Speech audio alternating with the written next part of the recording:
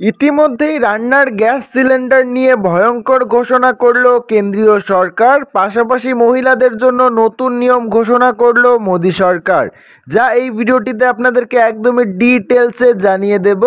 তো বন্ধুরা, যদি আপনাদের বাড়িতে এইচপি, ইন্ডিয়ান, ভারত বা যে কোনো এলপিজি গ্যাসের সিলিন্ডার থেকে থাকে, তাহলে ভিডিওটি অবশ্যই প্রথম থেকে শেষ পর্যন্ত মনোযোগ সহকারে দেখবেন এবং ভিডিওটিতে একটি লাইক করে চ্যানেলটিকে সাবস্ক্রাইব করে অল নোটিফিকেশনটি অন করে রাখবেন। তো বন্ধুরা, দেখতেই পাচ্ছেন দিনের পর দিন যে হারে রান্নার গ্যাসের দাম বাড়ছে তা সাধারণ মানুষের নাগালের বাইরে চলে যাচ্ছে।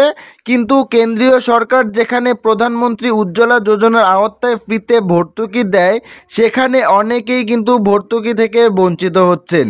প্রধানমন্ত্রী উজ্জ্বলা যোজনা হলো একটি কেন্দ্রীয় সরকারের চালু করা প্রকল্প, যার আওতায় আর্থিকভাবে দুর্বল মহিলাদেরকে রান্নার গ্যাস ব্যবহার করার জন্য প্রতি মাসে 300 টাকা করে কিন্তু ভর্তুকি দেওয়া হয়। এই প্রকল্প সরকারের তরফ থেকে বছরে সর্বোচ্চ 12টি সিলিন্ডার কিন্তু দেওয়া যায় এবং সাম্প্রতিক অভিযোগ সামনে আসছে এই প্রকল্পের নাম নথিভুক্ত থাকার পরেও অনেকেই কিন্তু ভর্তুকির টাকা পাচ্ছেন না। আর এর প্রধান কারণগুলি হলো কেওয়াইসি অসম্পূর্ণ থাকা, ব্যাংক অ্যাকাউন্টের তথ্য জমা না দেওয়া এবং আধার কার্ড সংশ্লিষ্ট এলপিজি আইডির সঙ্গে যুক্ত না করা। এর জন্যই কিন্তু আপনাদের ব্যাংক অ্যাকাউন্টে এই ভর্তুকির টাকা ঢুকছে না। ট্রাম্পের পাল্টা শুল্ক করের ধাক্কায় শেয়ার বাজারে বেশ কিছুটা ব্যাকফুটে, ক্রমাগত বাড়ছে নানান আশঙ্কা। তারই মাঝে এলো রান্নার গ্যাসের দাম বৃদ্ধির খবর। সিলিন্ডার প্রতি 50 টাকা দাম বৃদ্ধির কথা সোমবার মধ্যরাত্রেই ঘোষণা করেছে কেন্দ্রীয় সরকার এবং প্রধানমন্ত্রী উজ্জ্বলা যোজনার আওতায় থাকা ক্রেতাদেরও গুনতে হবে এই অতিরিক্ত দাম।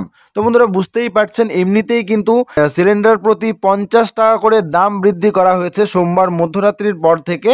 এবং এরই পাশাপাশি যদি আপনারা এই সমস্ত কাজ না করিয়ে থাকেন, তাহলে কিন্তু বেশি টাকায় আপনাদেরকে গ্যাস সিলিন্ডার কিনতে হবে এবং ভর্তুকির টাকাও কিন্তু আপনারা ব্যাংক অ্যাকাউন্টে পাবেন না। তো অবশ্যই আপনারা কেওয়াইসি করিয়ে নেবেন, ব্যাংক অ্যাকাউন্ট জমা করে নেবেন, পাশাপাশি আধার কার্ডের সাথে এলপিজি সিলিন্ডারের যে লিঙ্ক সেটাও কিন্তু করিয়ে নেবেন।